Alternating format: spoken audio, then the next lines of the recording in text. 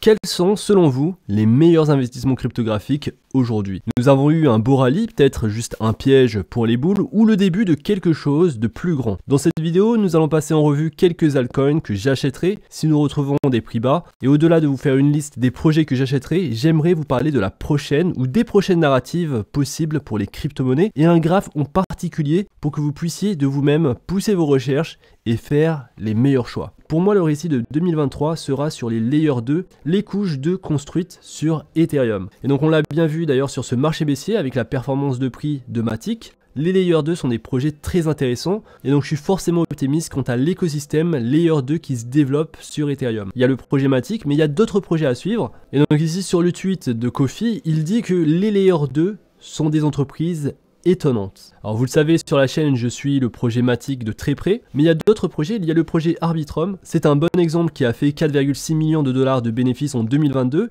et un autre bon exemple c'est le projet Optimism, ils ont fait 3,3 millions de dollars de profit en 2022. Et donc ces projets, ce sont des projets qui font des profits, et c'est ce que j'aime sur ces projets de Layer 2, c'est qu'on va pouvoir construire des applications décentralisées à destination des entreprises, à destination des institutions. Alors pour vous parler un petit peu plus de Polygon, Forbes a parlé et a fait l'éloge de ce projet. Parmi tous les autres projets de crypto-monnaie, ils ont fait l'éloge de la technologie de protocole de Polygon en disant que Polygon Matic semble avoir une combinaison vraiment gagnante de la technologie et de l'équipe. Ils ont également dit qu'ils voyaient Polygon non seulement obtenir des contrats assez impressionnants, mais également fournir une fonctionnalité vraiment nouvelle qui obtient donc une utilisation réelle. Alors il ne faut pas oublier également que Polygon Matic c'est un projet d'origine indienne et comme l'économie indienne devrait connaître une croissance rapide dans les prochaines années, ce projet est sur la bonne voie de croissance et donc nous avons la couche numéro 1, l'Ethereum. Au-dessus de cela, nous verrons la couche numéro 2, développer des applications pour les institutions et les entreprises. Et je pense qu'ils peuvent vraiment bien performer sur le prochain bull run.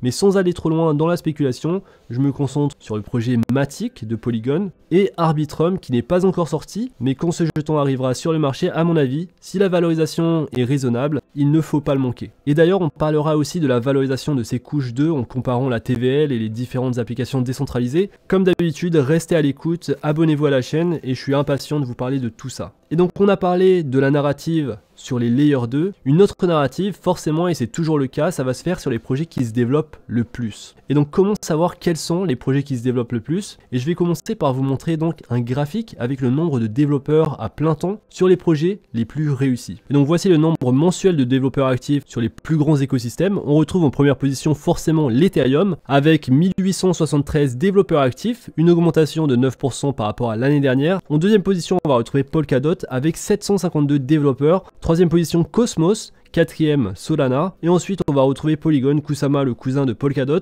Near Protocol avec 205 développeurs. Cardano qui arrive bien derrière avec 163 développeurs. Et on peut donc sur cette liste ainsi de suite descendre et voir quels sont les projets qui se développent le plus rapidement ou qui ont la plus grosse croissance des développeurs à temps plein. Ici, on parle de full-time developers, donc de développeurs à temps plein. Alors, on voit également de nouveaux projets. C'est le cas de Aptos, un nouveau projet qui a une grosse croissance. Il faut faire attention à ça. C'est juste un nouveau projet, mais qui se développe assez rapidement en prenant conscience des erreurs passées, en prenant conscience des retards que les autres projets ont eu en cours de route.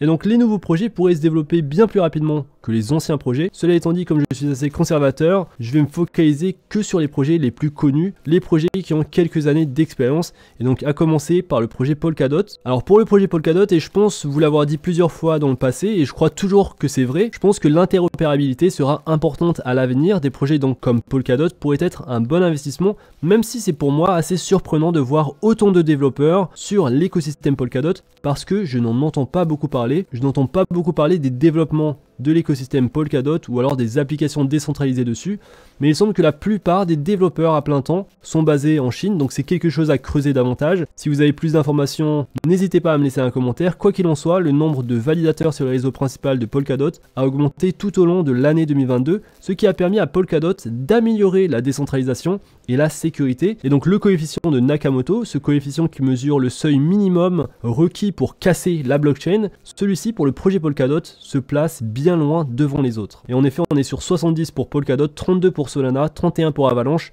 Near on est sur 8, Binance Smart Chain 8 et Polygon 4. Et donc Polkadot a bien amélioré sa décentralisation et sa sécurité, et il se débrouille très bien à ce niveau-là. Alors en termes de performance de prix, ce n'est pas le token qui a le plus augmenté, et donc c'est des choses qu'il faut savoir, les fondamentaux d'un côté, les performances de prix qui ne suivent pas toujours. En tout cas, c'est un projet qui prend le temps de se développer et qui insiste sur l'interopérabilité, et je pense que c'est une fonctionnalité assez importante pour l'avenir. Alors un autre projet cool, c'est le projet Cosmos. Vous le voyez, Cosmos se place en 3e position en termes de développeurs, avec une forte augmentation. Sur l'année passée, une augmentation de 34% de plus de développeurs à temps plein. On a également le projet Solana. Beaucoup de personnes pensaient que le projet Solana était mort, ce qui n'est pas du tout le cas. On a 383% de développeurs à temps plein dessus. Et ensuite, on va retrouver un projet assez intéressant comme NEAR, je vous en ai parlé en vidéo dédiée. Un projet de plus faible valorisation, mais avec un marketplace de NFT, des fondamentaux intéressants. Et donc NEAR, Cardano, qui malheureusement a fait beaucoup de déçus, parce qu'il n'est pas dans le top 5, et justement à ce niveau-là, Charles Hoskinson a critiqué les chiffres que vous voyez à l'écran. Et donc j'ajouterai